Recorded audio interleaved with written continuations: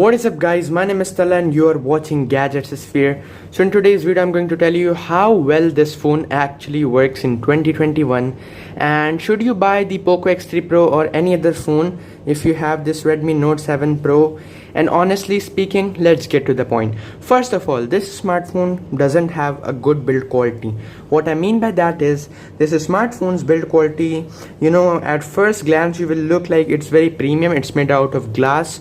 But honestly, this glass has a lot of scratches right there, as you guys can see, and it is actually better than plastic, but glass also gets scratches. And one thing which I like about this is it hasn't broken yet.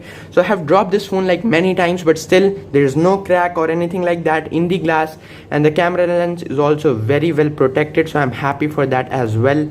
And yeah, and the sides are made up of plastic. They're not good, and nothing new here as usual. It is plastic is not good. It has a lot of scratches in the sides, as you guys can see, just millions of scratches.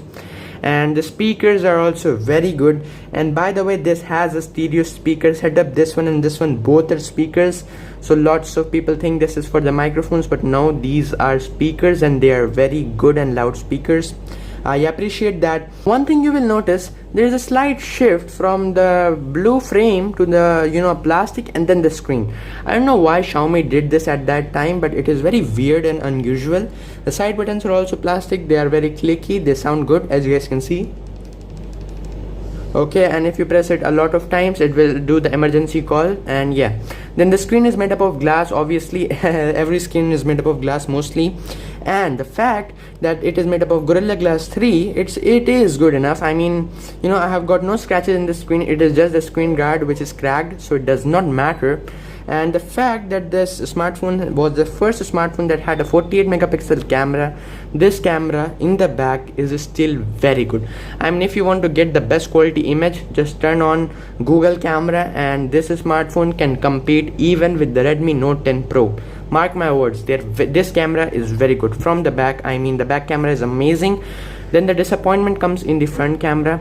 The front camera is awful. Like, every photo you take looks awful. It isn't good at all, guys. Believe me, it's not good. Like, some photos have reddish tint, some have greenish tint. So yeah, there is a problem in the front camera.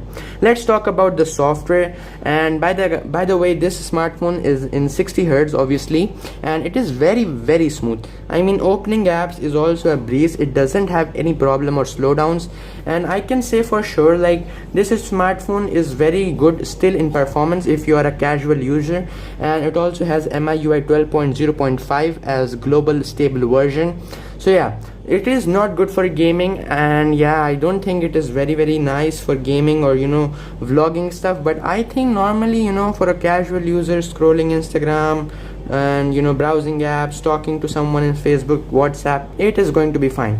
You won't feel any hiccups.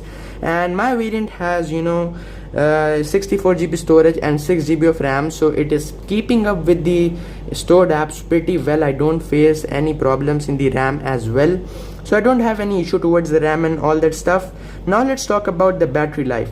Like, this smartphone had 4000 mAh battery, and at that time 4000 mAh battery was very nice. I mean, it was very good, and this smartphone also gets me through a day easily. Let me just show you my screen on time. So you have to go to digital well-being. Here you can see 5 hours 55 minutes without a problem. That is amazing. So yeah, screen on time, battery life, everything amazing. The screen on time, battery life, everything awesome and amazing. Now the last part is the display. It isn't the best, I would say, honestly. Like, you can see it is very bright from the front, but as soon as you tilt, everything fades away. And that is just because of the fact it's not an AMOLED display. That's why it happens. But I mean, yeah, if you want to watch content from the front, it will be good, but as soon as you will tilt it, the screen's brightness will fade and it won't look that good. So yeah, here it is a compartment where the Galaxy M21 wins, because yes, the display in the M21 is better. And overall, let's talk about the speaker as well, because yeah, most of you guys want to listen to songs, and honestly speaking, the speakers are great. Let me show you. Open Spotify and show you one song which I'm going to play right now. I think you will like it. Okay, this is the most played song on YouTube.